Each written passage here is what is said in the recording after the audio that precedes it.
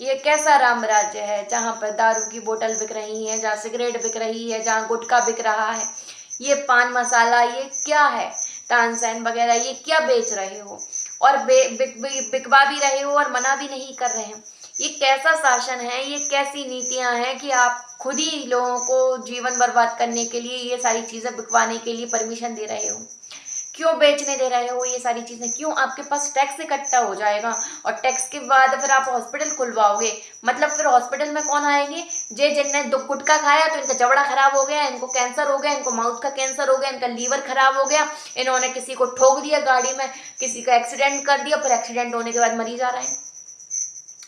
किसी ने गुस्से में आकर अपनी पत्नी को पीट दिया, या किसी ने घर में कलेश कर दिए, दारू पी के कुछ उल्टा सीधा कर दिया, 4-5 लोगों को पीट दिया, गाड़ी से किसी को उड़ा दिया, किसी टैक्सी ड्राइवर ने कुछ कर दिया, किसी ट्रक ने ट्रक वाले ने दारू पी के किसी लड़की को उड़ा दिया, किसी का एक्सीडेंट कर दिया। क्यों बेच रहे हो ये?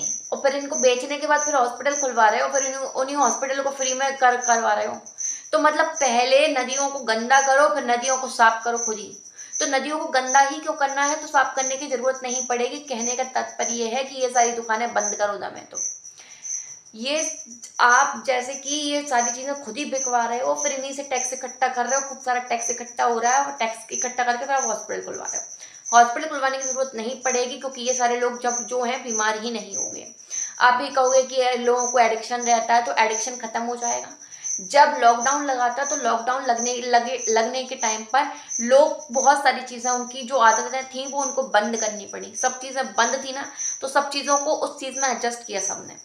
अगर ये सब चीजें बंद हो जाएंगी तो लोग अपने आप ऑटोमेटिक एडजस्ट करेंगे, सब चीजें हो जाएंगी। लेकिन ये दुकानें बंद करवा देना चाहिए। गुजरात में बंद करवाएंगे तो पूरे भारत देश में बंद करवाइए, तभी मैं मानूंगी कि हाँ आप मैडम में कुछ कर सकते हैं। टैक्स को इकट्ठा करने के लिए फालतू की चीजें बेचने से